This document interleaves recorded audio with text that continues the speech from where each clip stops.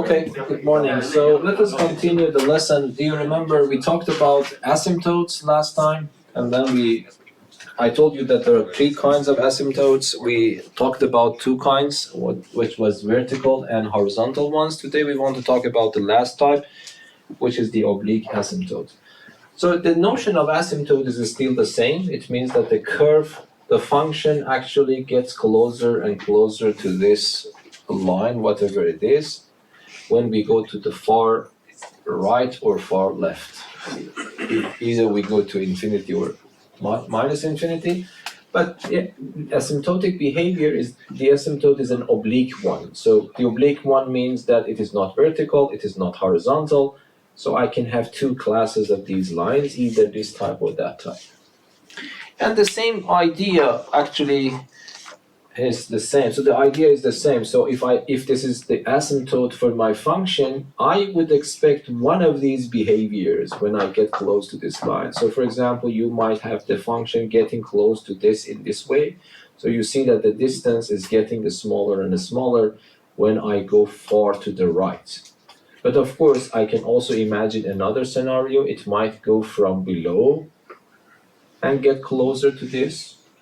So in both cases, I am going to the right side, and the distance between my curve and the line is getting smaller and smaller. So this kind of behavior is again asymptotic behavior, but because this line is an oblique line, this is called an oblique asymptote. You can have the scenario that the curve goes like this or like that, yeah, so all of them work. Again, the distance are getting smaller and smaller when I go farther and farther to the left, but still the behavior is asymptotic behavior. So in any one of these cases, or some of them combined, I would say that this line is an oblique asymptote for the function. Similarly here, I can have this situation that the graph gets close to this line in that way, or in that way, or I don't know, in these ways, yes? Or a combination of these. So you should expect these kinds of behavior when we say that this line is an oblique asymptote. Okay, in the case of vertical asymptote, x equals to a, I need to find a. And in the case of horizontal asymptote, y equals to b, I need to find b. But of course, in the case of an oblique asymptote, I need to find k and m both. So this is why it's a little bit harder than before, because I need to find two values, one for k, one for m, because you know that an equation for every oblique line is of that form for some particular value of k and some particular value for m. Okay, so the first thing is to officially define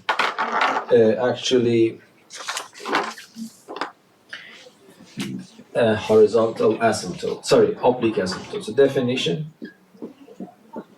definition is exactly what I described here. Instead of drawing pictures and talking on figures, I want to introduce them formally. So we say that the line y equals to kx plus m is called an oblique asymptote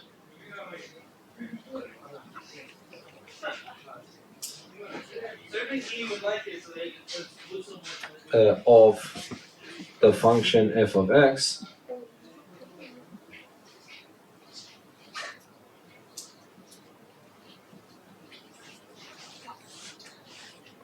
if at least, let me put at least in pairs of brackets, so at least one of the following holds.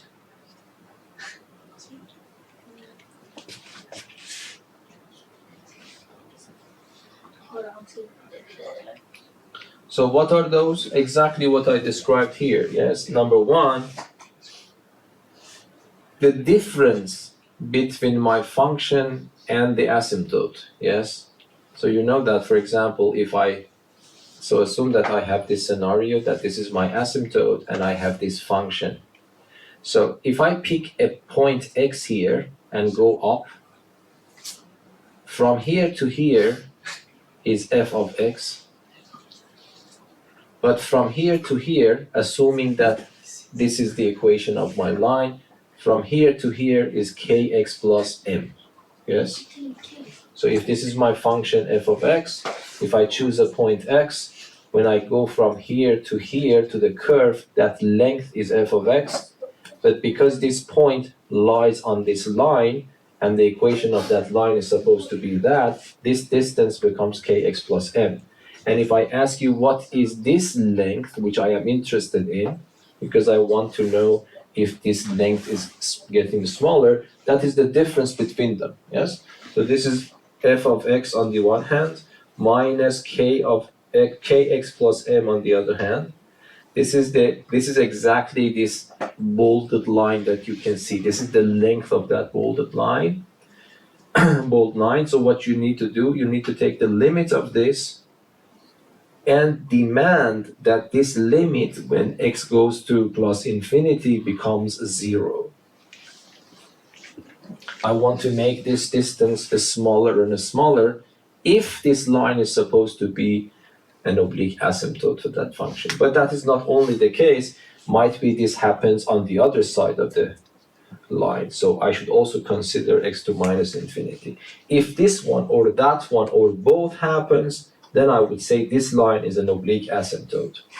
So the limit of f of x minus kx plus m, x goes to negative infinity, is equal to 0.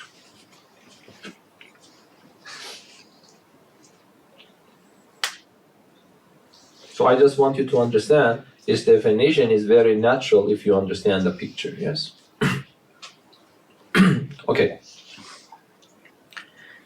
This definition, even though it's the definition, it is not that useful. It is useful only if you somehow know the oblique asymptote and you want to confirm that this is the right one. Okay, let me give an example of this type. At least you can see what is the usefulness of this definition in verifying that the given line is actually horizontal asymptote. So, example, show that the line y equals to 2x minus 1 is an oblique asymptote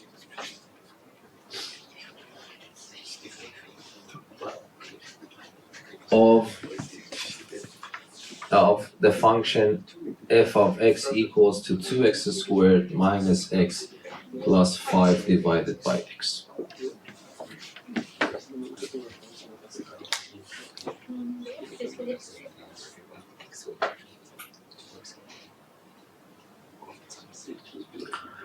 Okay, so you see, this is one of those problems that you can use this to confirm that, because someone has already given me the oblique asymptote. And then what I need to do is just to verify that it is correct. But still, the question is open. If there is no one to give me the answer, how can I find the answer myself? Okay, so we can come back to that question later. But let us try understanding this. And by the way, you have some questions in the national exam asking you about asymptotes all the time. They give you one question and ask you about finding all possible asymptotes, verticals, horizontals, or obliques. Okay, but confirming this is extremely simple. If I want to confirm that, I need to confirm that at least one of them, or sometimes both of them, holds. Yes? So how should I do that? For example, I need to find the difference. So let me calculate the difference first. So f of x minus the proposed asymptote, which is 2x minus 1, I need to simplify this expression as much as I can. So instead of f of x, I write what is given to me, and instead of this one, if you don't mind, let me just let me write it like this. And then I give a denominator 1 to it, because I want to take the common denominator. Okay, the common denominator is simply x. X has not changed, so I will not change anything to this numerator. But 1 has changed to x, so it means that I have multiplied the denominator by x. I should also multiply the numerator by x. I have a minus sign here, so it becomes minus x, 2x minus 1. And then I start simplifying this, so I have 2x squared minus x plus 5, and then I have minus 2x squared plus x, and then divided by x. But then this one and that one are cancelled. This one is also cancelled with that one. So what is left for me is just 5 over x. So I have my function, I have my oblique asymptote proposed to me, I found the difference is 5 over x, but then I have to take the limit of what is found. Okay, so I see that, okay, the limit of 5 over x, x goes to plus infinity, is what? Is 0. That's it. So this confirms that the proposed line is indeed an oblique asymptote. But still, I'm telling you, this is not good to determine it myself, yes? Okay, I want to do some graphs in GeoGebra so that you can get the right feeling here. But before that, which one of these 8 possibilities do you think is happening based on this calculation? Because you know that this is a line with positive k-value. So forget about this scenario. This is not happening at all because this slope here is negative. So if this is going to happen, it might happen one of these 4 cases or some of them combined together. Okay, based on the calculation that you see on the board for the limit of 5 over x, x goes to plus infinity. So it means that I am going to the right side, yes? So again, forget about these 2 green ones. Which one of them do you think is occurring on the right side? On the far right, yes? The bottom one. This one, why? Because the value is increasing all the time. So how you know that? The value of the function might be increasing, but you don't have any clue about how the function looks like. Okay. Yes? So you know that, no, let me just tell you. So we confirm that this line has the asymptotic property. So it means that on the far right, according to the calculation, far right means x to the plus infinity. We see that the limit is 0. It means the distance between the curve, which I don't know what the curve is, and the line is getting smaller and smaller. But it can get smaller and smaller in this scenario, or it can make it smaller and smaller in that scenario. I'm asking which one do you predict is going to happen? Answering this is easy because you see 5 is positive. Because what is the meaning? If I ask you what is 5x, 5 over x, you tell me it is the difference between the function and its asymptote. So this difference is 5 over x. Then I take the limit, x goes to plus infinity, it becomes 0. Of course, the limit is 0, but if I ask you what is the value for which 5x is getting close, you say that 5x is getting close to 0, but it is always positive and getting close to 0, yes? Because 5 is positive, I myself send x to positive infinity, so if I divide 2 positive numbers, it becomes positive, but because x is extremely huge, what I get is infinitesimal, but that infinitesimal is indeed a positive infinitesimal. So what does it mean? It means this difference on the very far right end is negligible, but positive negligible, positive infinitesimal. So this means that this lies on top of that. So this means actually on the right side, you should expect this behavior on top, not the one in the blue, okay? But assume that I calculate the limit when x goes to minus infinity. To confirm that y is equal to 2x minus 1 is an asymptote, the problem is finished here. But if I want to understand a little bit better the behavior, I can also calculate 5 over x. Let us see what happens on the far left. What happens? Of course, the limit is again here 0, it doesn't matter. But what type of 0 is that? I cannot say 0 is positive or negative because 0 is neither, but the infinitesimal can be positive or negative. What type of infinitesimal is that? Because positive divided by negative, so it is negligible, but on the left side, so it is a little bit less than 0. So if it is a little bit less than 0, it means the difference between these two is negative. If the difference is negative, it means this is less than that one. So the function should be below the asymptote.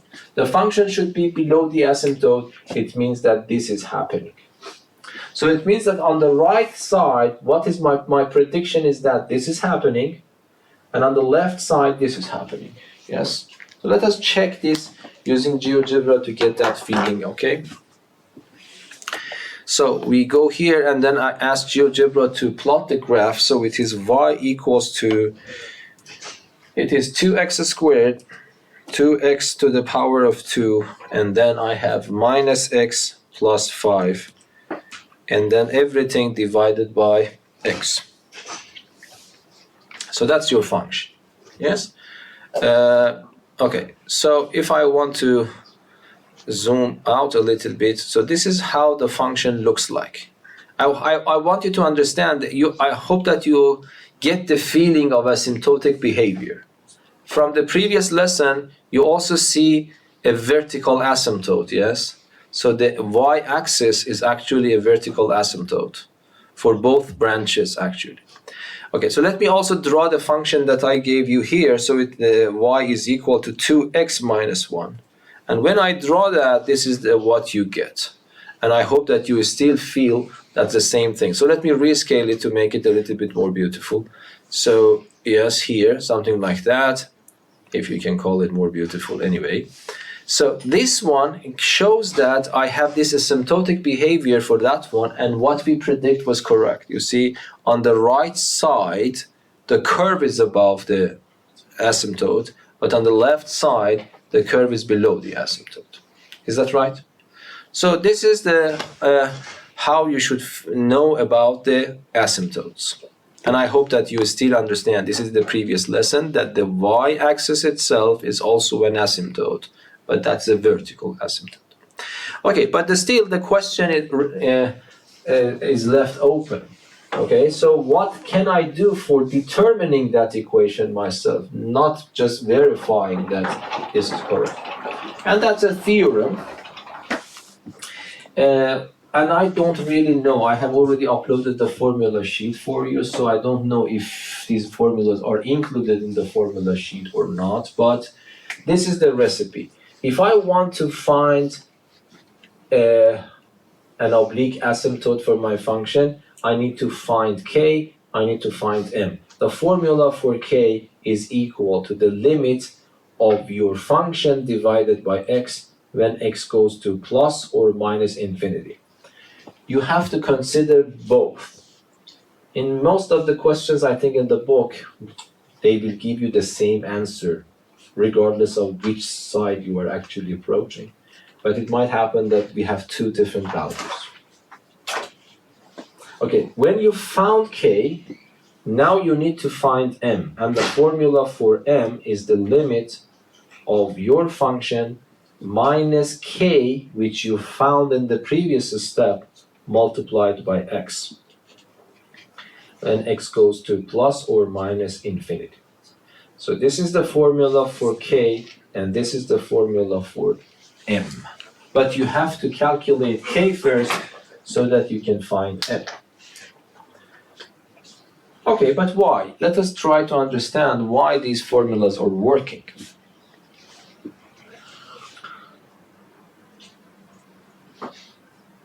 Okay, first of all, I want to give you, if you have this wrong impression, you might say that, okay, here, when I want to calculate the limit, x goes to positive or negative, the denominator is huge. And then you might expect that the answer is 0. So why this intuition is not correct? Because if this is going to be 0, it means that k value is always 0, why I need the formula. So when I say the k value is found from this formula, it means that sometimes k shouldn't be 0. If k is always 0, why should I bother to write a formula for it? And by the way, when k is equal to 0, what happens? If k is equal to 0, I do not have an oblique asymptote. Because k is 0, I have a horizontal asymptote. Yes? So you can say that horizontal asymptotes are also some particular case of an oblique asymptote in which the k value is 0. Okay? So this is a wrong impression that you say that the denominator is increasing, because it might happen that simultaneously the numerator is also becoming extremely large. And then I have extremely large number, infinity, divided by extremely large number, infinity. And then infinity over infinity is indeterminate. This is one of those cases the value depends on the behavior of the function particular in hand, yes? So that's important to know that it depends on the behavior. If the infinity in the numerator is more powerful, then of course that will dominate. If x is more powerful, the denominator will dominate. But if they are of the same power, you should expect to get a number at the end. And that number is k. So I'm just trying to motivate you. This is a wrong impression if you feel the limit should be 0 because the denominator is extremely large. Okay, but by the formula is correct. So, okay. So you need to do some gymnastics, to understand why this is correct. But so just try to understand this. Okay, so I want to calculate this limit x goes to plus or minus infinity. And I want to show you that if this line is an oblique asymptote, this limit becomes exactly k that you want. Okay, how should I prove that? The only information that I have at my disposal is this formula. Because this is an oblique asymptote, so either this is happening or that one is happening. So I have to use this information somehow. Okay, how can I use that information? This motivates me, okay. I would say that f of x minus kx plus m, then I would write plus kx plus m, and then divided by x. First of all, I want you to understand what I have done is valid. Okay, what I did, I subtracted this, and then I added the same thing. So it means that I did nothing. But why I was motivated to do this? Because the only information that I have is this limit. Okay? So it is a good idea to make it appear in my fraction so that I can somehow use it, yes? Okay. So, and then what can I do? I can write this expression minus kx plus m totally divided by x plus kx divided by x plus m divided by x.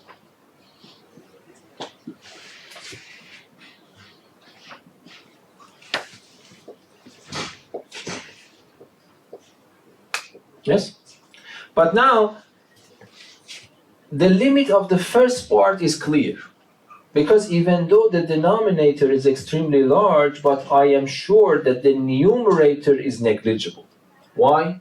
Because I know the limit of the difference is 0. So this means that the distance between these two, when x goes to infinity, this one is infinitesimal. I have infinitesimal divided by extremely large number. I do not have any ambiguities at all. Be careful, I cannot say the same thing here. Because I don't know what is happening to f. So it might happen that f is extremely large. This one is also extremely large, so I'm left undetermined, yes? But here, I don't have the same problem, because if f of x minus kx plus m, according to this, is negligible. And if I have a negligible number, I divide it by a huge number, definitely this limit becomes 0. So the limit of the first part in the limit, this becomes 0, and you see that x and x are simplified. So k is left. But what happens here when x becomes infinitely large? Remember, m is just a constant. So when I send x to infinity, this is not the case that the numerator is also increasing. No, because the numerator is just a constant. And if I have a constant divided by infinity, nothing is left from that. So this limit is 0 because of this assumption. This limit is 0 because I'm dividing a constant by infinity, a very big number. And this one is just a constant which does not depend on x. It lost its dependence on x. What is left for me is just k. The limit of this part is 0, the limit of that part is 0, this is a constant, the limit of a constant is a constant. Is the constant itself, sorry. So this means that the limit of f of x over x is just this k that you want to find. But the second one is extremely simple, because when you know k, I'm claiming that this limit becomes m. But that is very clear. Why is that? Because I can rewrite this in this form. I can write it as f of x minus kx, yes, in pair of brackets, and then minus this m equals to 0, okay? X goes to plus or minus infinity. Okay, but let me call this guy g of x. Okay, so what happens? What I know is that the limit of g of x minus m, x goes to plus or minus infinity is 0. What can I conclude about the limit of g of x itself? So let us understand that. This tells me that if x is extremely large, the difference between g of x for very large values and m is negligible. Yes? The difference between gx and m when x is extremely large is negligible. So what does it mean for g of x itself? If I ask you, what can you say about the limit of g of x, then what is your answer? Can you see that? So let me repeat. If x is extremely large, I know the limit, I know that the difference between these two becomes negligible. It means this one becomes close to, isn't it clear? The difference between these two, a constant number on the one hand and the function on the other hand. This tells me, this means that if I increase x, the difference between these two becomes negligible.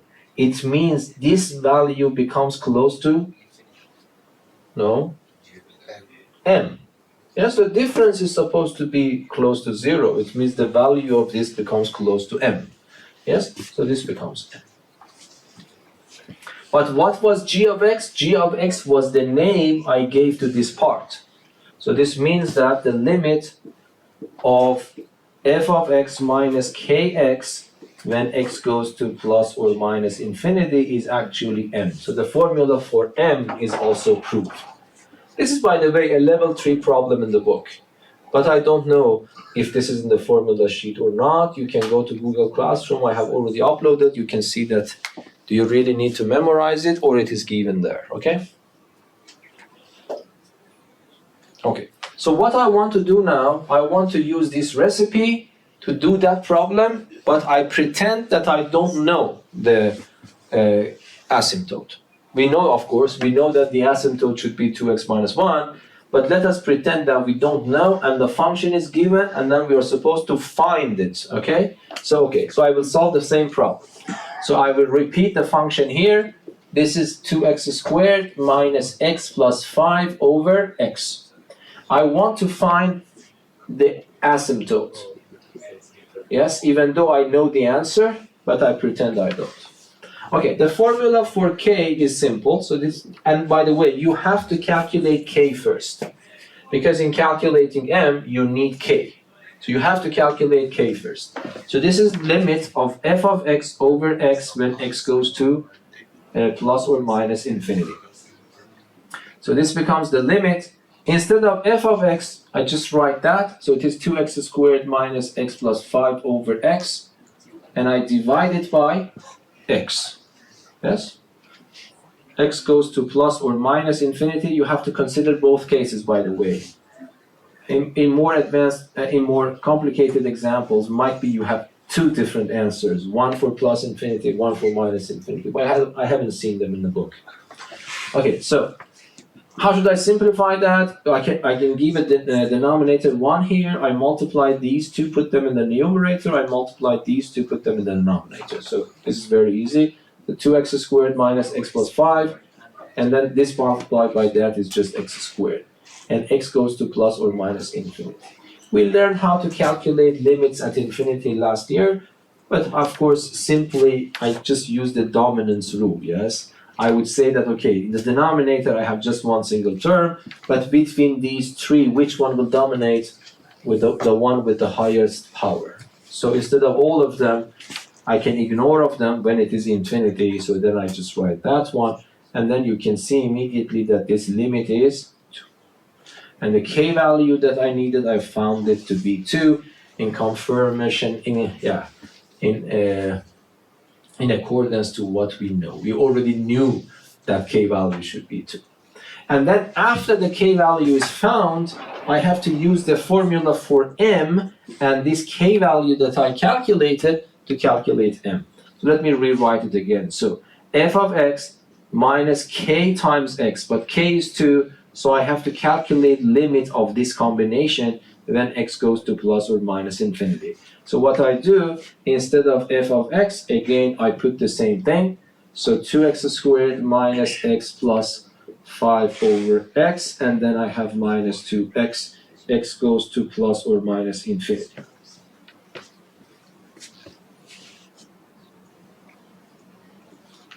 Okay, so I take the common denominator.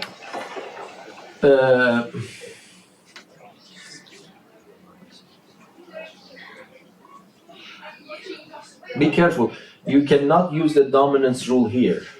Yes, because if you use the dominance rule here, you will get again 2. Yes, so here I have another problem. So this is infinity over infinity, and then I have another infinity. So you have to be careful. You cannot use the dominance rule here unless you have one single fraction. So that's why I have to take the common denominator. The common denominator is again x, so 2x squared minus x plus 5. I have a minus sign. The denominator here is 1, so x goes there, it becomes minus 2x squared. But then this one and that one are cancelled. Now I can use the dominance rule, yes? So in the denominator I have only one term, but between the leftovers, which one will dominate? When x is extremely large, minus x will dominate, yes? And x goes to plus or minus infinity, and the answer becomes minus 1 as we knew actually. So m value is nothing except minus 1. And then we want to write the answer.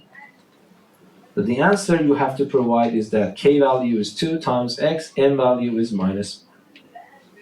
So this is the way that we derive if we don't know. And the previous method is the way that we can confirm if we know. Yes? But of course, if you use this method for that one, that's also okay. Yes? So that is the way that actually we derive oblique asymptotes. Okay, now the only thing I want to do is try to draw the graph of this function in general. So assume that, again, we pretend that we don't know the graph here. That's also in the book. And we want to draw the graph. So to be honest, we have to sketch the graph. Okay, so how should I do that? There are some points we have to add. In Math 3C, we had some sketching of the graph, but we didn't know anything about asymptotes, and we only cared about functions that are continuous. But as you see, this function is not continuous because you apparently see 2 branches there is. It's not continuous. So we need to check. For example, it is not clear that we have no surprises yet, yes? Because for example, might be the distance between these 2 branches are billions of kilometers, and then one of them is, I don't know, here, the other one is on the sun. So it doesn't matter how you go up, you will not see the second branch. You might get the feeling that, okay, this graph consists of one branch. But it is clear from mathematics this is not, because you see in the denominator when x equals to 0, I lose continuity. So it should indicates that the function is not continuous. It's a long problem. It is in the book, so let me just solve one of them for you, okay? So again, we pretend that we don't know the graph. We want to understand how we can sketch the graph coming close to this. Okay, so, and then we will done. The reason I chose this because we have already calculated the asymptote here. Okay, so what you do, the function, let me write it here. So this is a lengthy problem. a little bit, so we have to be patient. So 2x squared minus x plus 5 over x. So the first thing I do is to differentiate as if we are in math 3C. So we differentiate to be the hope to be able to get the local extreme points or terrace points, yes? So when I differentiate, I can use the quotient rule. So let me use the quotient rule here, even though I can forego it by just dividing. But let me just this time use the quotient rule. So the derivative of the numerator is 4x minus 1 multiplied by the denominator minus the numerator multiplied by the derivative of the denominator, which is 1, and then divided by denominator squared. So what happens if prime of x is equal to, if I multiply it, it becomes 4x squared minus x. And then this is just 1. So I multiply the negative sign in, and then divided by x squared. So I simplify that, so f prime of x becomes equal to 4x squared minus 2x squared is just 2x squared. Positive x and negative x are gone, and then I have minus 5. And then divided by x squared. So this is my derivative. And the next step, do you remember what was that to find, yes? I'm sorry. To find what? The next step? To find possible local extreme points. So I have to equate f prime to 0. Yes, do you remember that? I want to find the candidates. So if I put this equal to 0, then it means that I have a fraction to put equal to 0. But the fraction is 0 if and only if its denominator is not 0 and its numerator is 0. Yes, so this means that x squared is 5 over 2. So this means that x is plus or minus the square root of 5 over 2. So these are the candidates for extreme points or terrace points.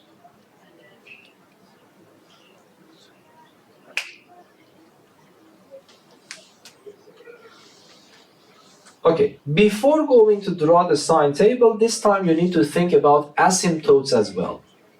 So, do I have a vertical asymptote? If you learned the previous lesson, you would say that the candidate for the vertical asymptote are the roots for the denominator. So yes, I put x equals to 0, but I have to confirm that this is the real asymptote. This is the case, because if I calculate the limit and send x to 0, this really becomes infinitely large. So this is the vertical asymptote.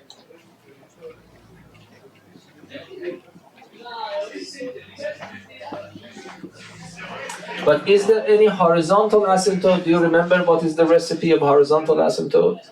We were supposed to take the limit and send x to infinity, but this will not give rise to a number. Why?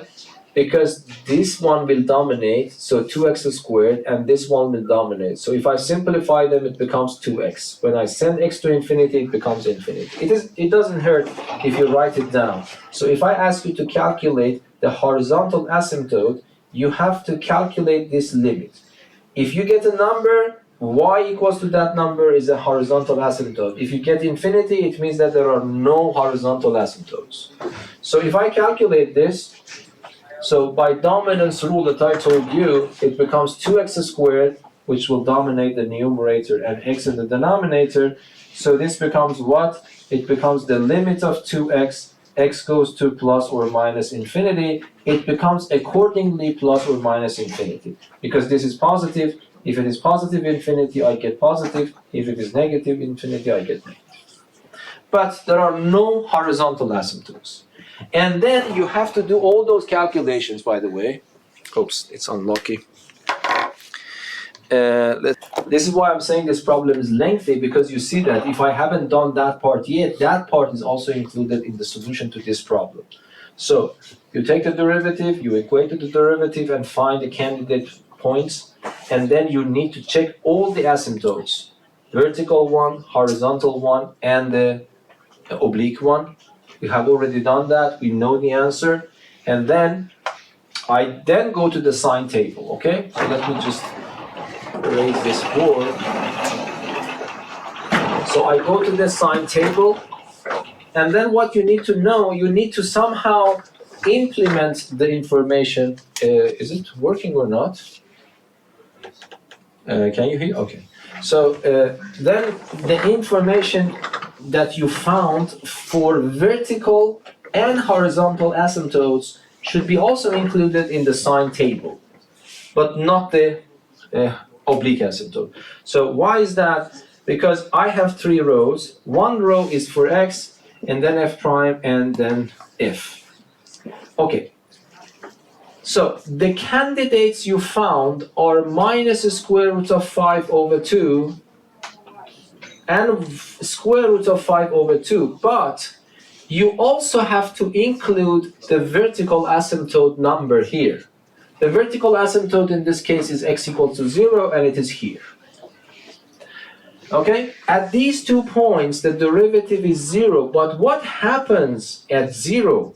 The function is not defined at 0. To show that, different books have different strategies, but I will try to do this. So at 0, I have a gap here. I cannot stand exactly at 0 because the function is not defined at 0, but I can be close to 0, either on the left or on the right. So that's one strategy to show that. Okay, the next step is, in this case, is a little bit boring. So what I have to do, I have to plug these numbers into the original function only. It means that I have to put these numbers, unfortunately, up there, and I am not patient to do that. So what's the answer then? I can read it, I can cheat a little bit in GeoGebra, yes. So how can I cheat? So I can go and ask GeoGebra to find the extreme points, yes. So extreme values, then I click here. Okay, so these are my answers. Yes, minus 4, 5, yes, minus 7.3 something. You can put this in the calculator, of course. And then the other number is 5.32. Yes, for example. These are the numbers that I get. When I put these numbers, you have to be patient, put this number into that function, and then calculate it. These are the answers. Okay. And then I need to know where the derivative is positive and where it is negative. So where is it positive or where is it negative? Again, you have to choose a random number, yes? So this is, if I want to choose a random number, so let me choose, for example, I don't know, this is 5 over 2, 2.5, square root of 2.5 is below 2, yes? Yes. So it is below 2. So I think 2 is good. Minus 2 is good. If I put minus 2 here, minus 2 in the derivative here.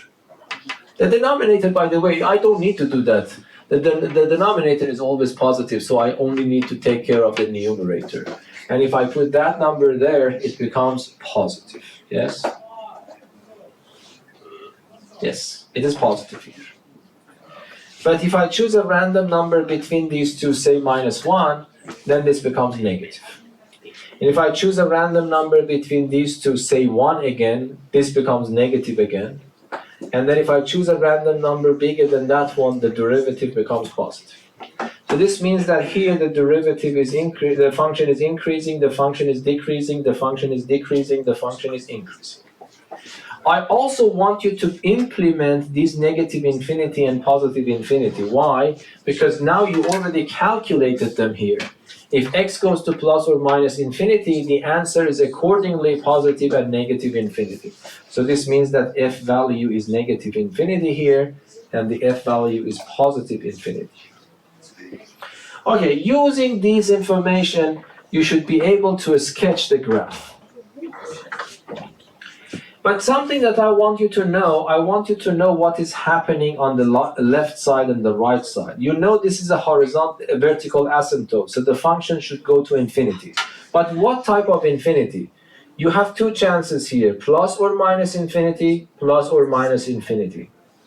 But which type of infinity you choose, I can teach you a trick, you know. If you go down from a negative number and you're supposed to reach to minus or plus infinity, there is no way for you to reach to plus infinity, yes? Because you have started with a negative number and going down, so it means that you should go to negative infinity. But here, is it positive or negative infinity? Negative. No, because if this is negative and you still go down, you become more negative. I don't know if there is something down the hill or not, but anyway, you go even down, you go deeper. But this is not possible because you are supposed to reach a positive number. So if you start with a negative sign and it still go down, there is no chance for you to come up with positive sign. So this has to be positive. Okay, so the last part is to sketch the graph finally. Yes? So how should I do that? First of all, I set up a coordinate system, but the first thing that I do, I have to use my guidelines. Asymptotes are guidelines to draw. So these are not part of the graph, but I need them. So I change my color, yes? So 2 lines. One line was x equals to 0. So this is my line. So let me just highlight it again. So this is my vertical asymptote. And I have an oblique asymptote. Oblique asymptote in my case was 2x minus 1. So if I want to draw it, so let me set up some values, x and y. I put, for example, 0. I get minus 1. I put 1. I get 1. So because that's a line, I need only 2 points. So x0, y minus 1 is here, for example. And then x1, y1 is, for example, this point. And then I connect them together. Okay, I should draw it with dotted lines. This is not part of my graph. These are just for guiding me to have a better picture.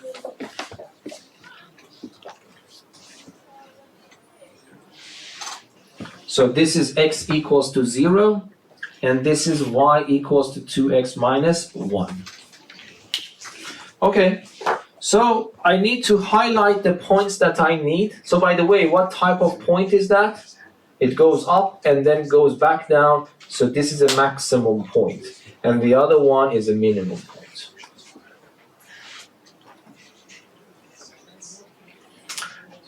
Okay, so C is actually, so this point, according to GeoGebra, it is approximately 1.58, and this point, according to GeoGebra, is approximately minus. Yes, that's the negative of that number, so it's not very strange. Yes. Okay, so I need to find these points, highlight the points. So for example, here, minus 1.58 and minus 7.3. So assume that here is minus 158, for example, and then here I have minus 7 or something, minus 7.3. So this is my point. But I know that this is of a maximum form. Yes? So this means that I know that around the point I have this behavior. But be careful. I have this behavior, but I also need to respect that these lines are asymptotes. Yes?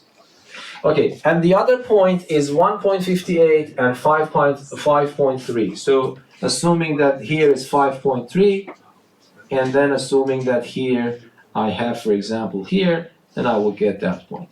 But this point is of a minimum form. Yes? And this means that around this point I should have this behavior. But be careful, you see, if you don't have those asymptotes, you might draw it like a parabola. But if you go to the real picture on GeoGebra, I hope that you can see the deviation from a parabola. Yes? So that is why, if we respect these things, our graph becomes qualitatively a better graph. So this means that if I want to do it like this, so I should respect that this is, so for example, I shouldn't go like this, okay? Because I want to show that this is asymptote. So I need to go a little bit steeper and write that. So it is a little bit asymmetric way. And the same thing here. So I have to respect that this is going to be, and then this goes faster. Something like this. And that is actually a good sketch. This is the best thing we can expect probably using it with hand. But I hope that you understand that this really helped me qualitatively even. Because if I didn't know about asymptotes, I only know that this is going to be a maximum. Why should I tilt it sharper here and just slower here? The reason that I did it is because I have these guidelines. Otherwise, I just simply draw it like a parabola. But I hope that when you see the picture, you immediately recognize the difference between these branches and the parabola. Yes, you feel that this is not a parabola. Any questions? Okay, so the lesson actually ends here.